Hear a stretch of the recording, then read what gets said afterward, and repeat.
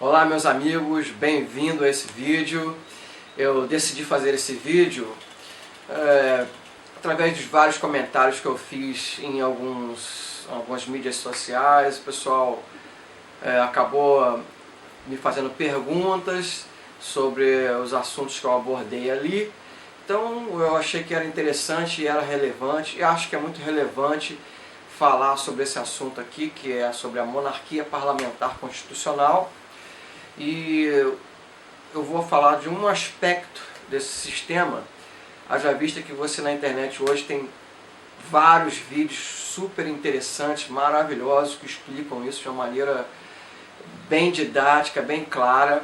Eu até aconselho aqui a quem já não acompanha, a acompanhar o príncipe Luís Felipe de Orleans e Bragança. Ele tem várias palestras maravilhosas na internet. Acompanhar também o canal Terça Livre, também tem algumas discussões ali a respeito de monarquia, né? E existem inúmeras mídias sociais e vídeos no YouTube sobre isso, tá? E esse aspecto que eu vou falar aqui, que é sobre a educação do imaginário, que é um assunto que eu me interessei muito e tenho tentado desenvolver um trabalho nessa área com as crianças, né? Primeiro eu vou dar um pequeno testemunho aqui de como que eu entrei nesse assunto de monarquia, como eu me tornei monarquista de fato. Aconteceu quando eu, por questões profissionais, acabei vindo morar em Portugal e fiquei lá alguns anos. Hoje em dia eu moro na Suíça e estou me organizando para voltar para o Brasil. Mas o que foi interessante desses anos que eu vivi fora do Brasil foi poder justamente observá-lo de fora, né? Quando a gente está dentro, a gente não percebe a dimensão que tem o país, como a gente percebe do lado de fora. Até mesmo porque os europeus aqui, eles têm mais consciência do que o Brasil, do que muitas vezes o brasileiro tem. Porque aqui você tem aqui inúmeros países muito pequenos territorialmente, como o próprio Portugal e a Suíça, que é o país que eu vivo hoje. País que não tem tantos recursos, voltando a Portugal, que é um país que você tem ali 70% do país é de pedra, né? Você não tem ali grandes recursos. Não obstante, são países que estão em matéria de desenvolvimento muito à frente do Brasil. Mesmo Portugal, que é um país assim considerado aqui na Europa, não vou dizer atrasado, né? Porque eles têm lá um ensino superior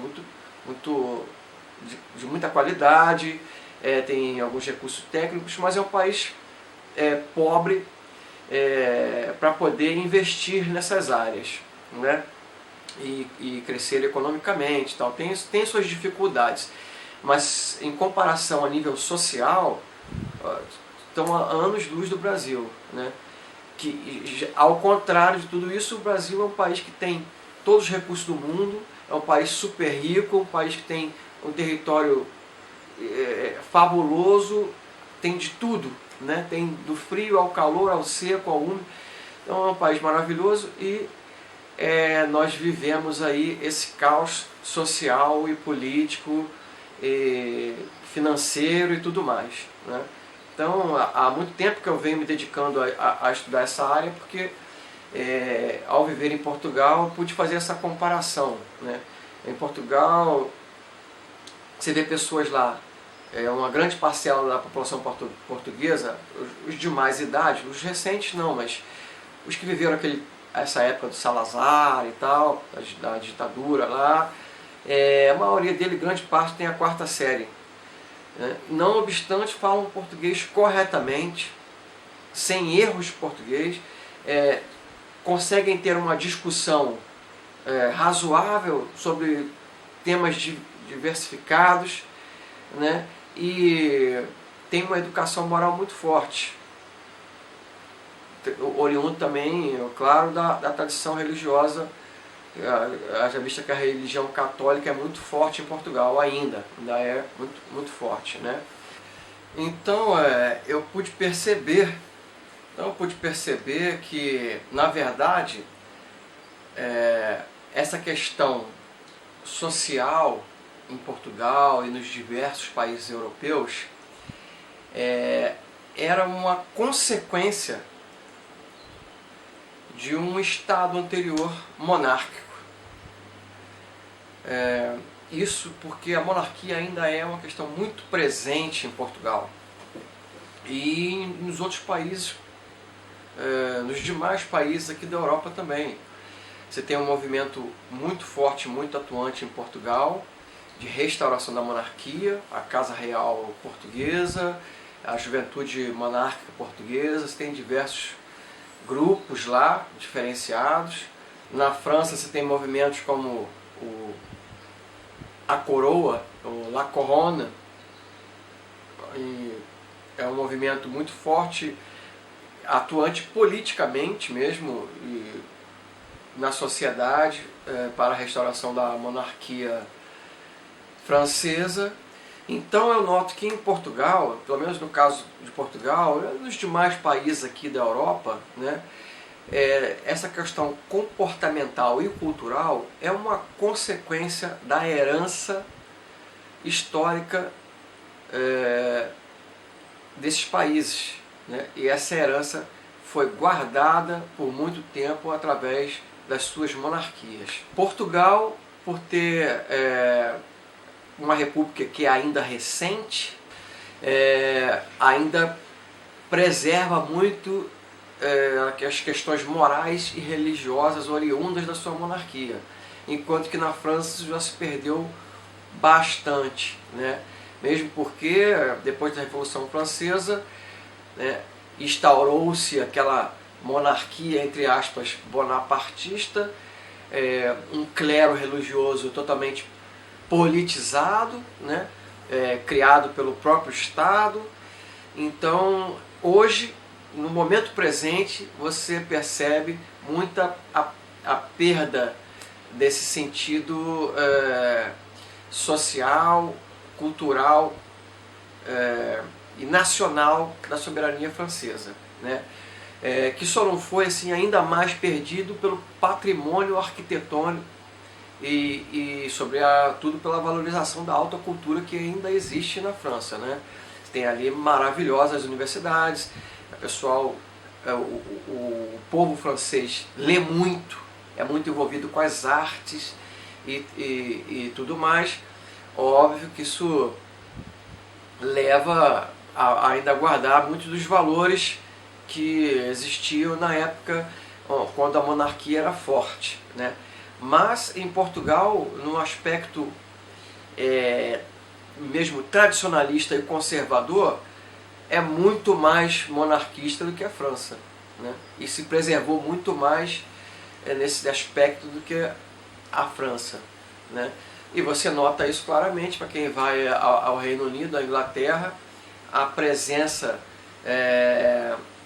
no imaginário, de maneira, como é que se diz, a presença no imaginário da família real britânica através do comportamento, das ações e das tradições que são um valor agregado às pessoas e que são um motivo de orgulho e de paixão daquele povo pelo seu país, né? Então foi assim que eu fui levado a me tornar monarquista, por admirar muito esse regime, a maneira com que ele funciona, não só aqui nos países que ainda é vigente na Europa, né, como Noruega, Dinamarca, Holanda, Inglaterra, Espanha, etc., mas também da maneira com que ele funcionava no Brasil, que é uma coisa que eu sei que muitos brasileiros desconhecem, né? Pelo menos assim no grande imaginário brasileiro tem uma visão muito deturpada do que foi a monarquia.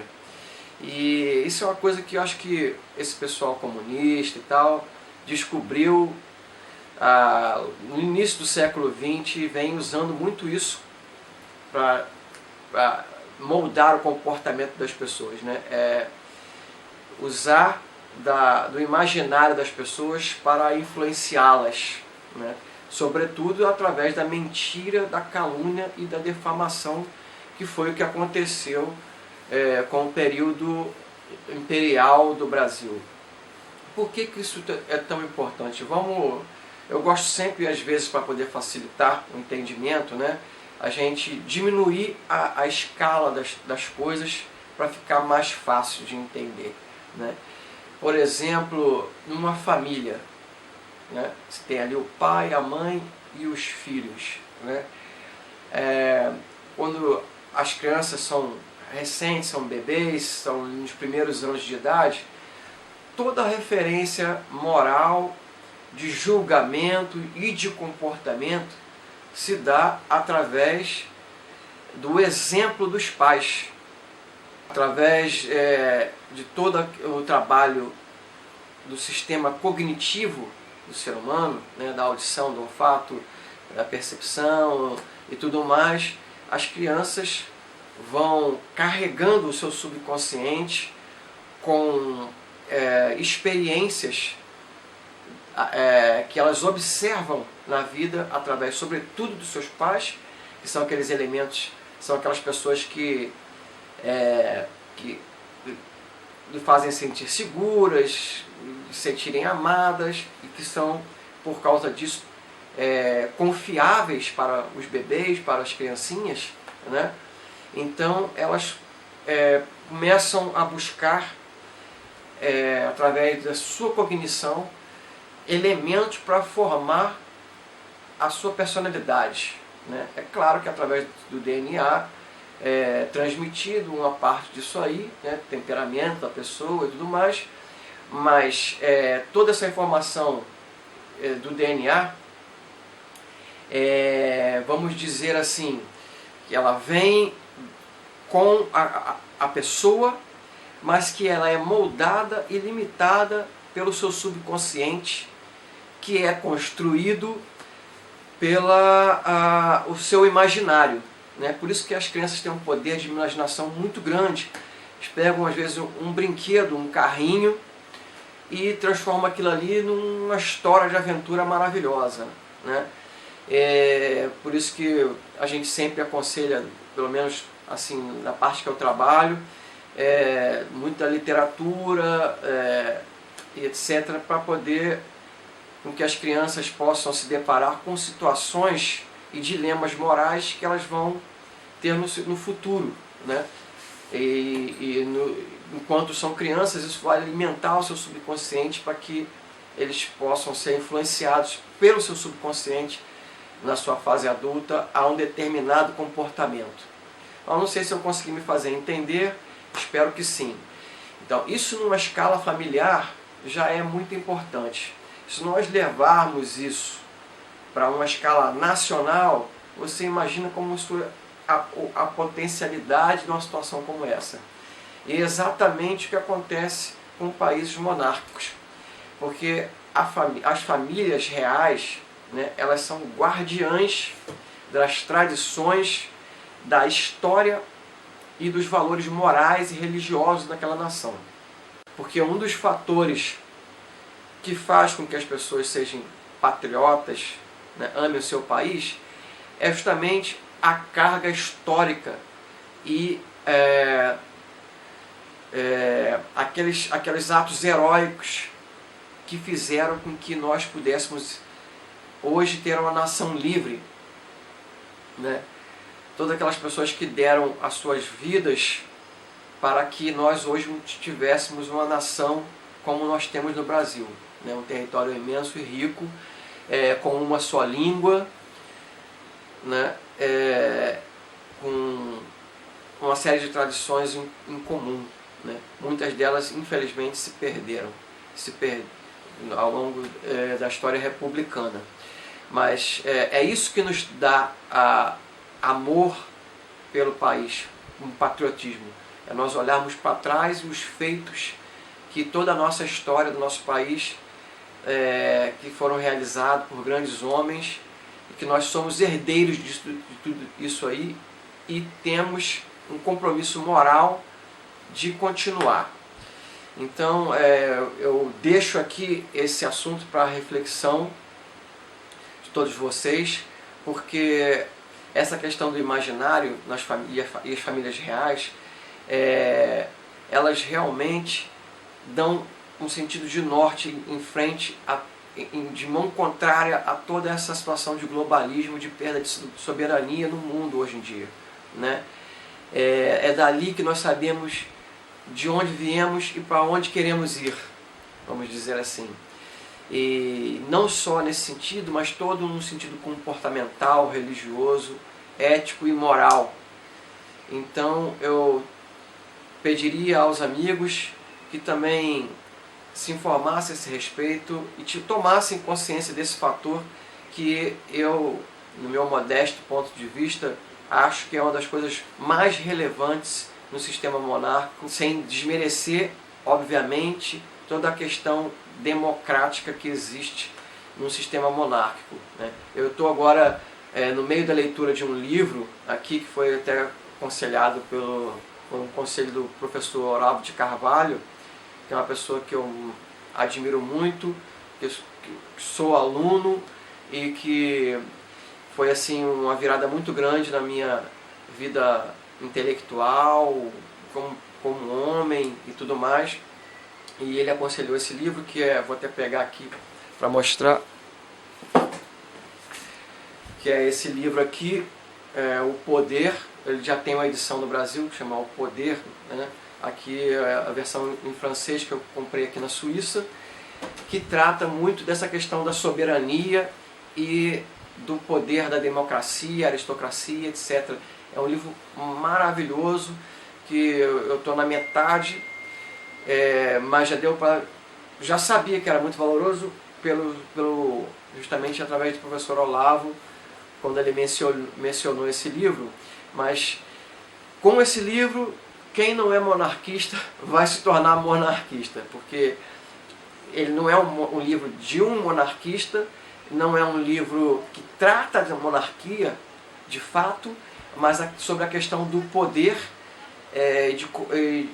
da onde ele vem e de que se trata o poder.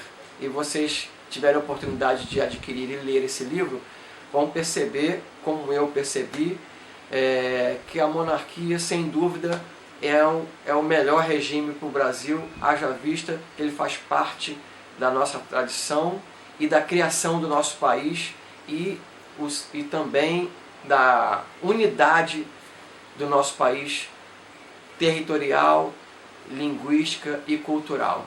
Então, muito obrigado, espero ter contribuído um pouquinho com vocês a respeito das vossas opiniões a esse respeito, e vamos ficar aí talvez para uma próxima. Não quero deixar o vídeo muito longo também, tá certo? Então um abraço a todos os monarquistas. Quem gostou, dá um like aí e compartilha. Se você não gostou, eu peço que você deixe seu comentário para que assim a gente possa discutir, se for o caso, né? Porque para mim, quem não gosta tem que ter um motivo, né? Não pode ser só porque com aqueles xingamentos que o pessoal está acostumado a fazer no Brasil, mas com argumentos, tá bom? Então, fiquem com Deus aí, que Deus abençoe e vamos pro Brasil aí. Frente Brasil!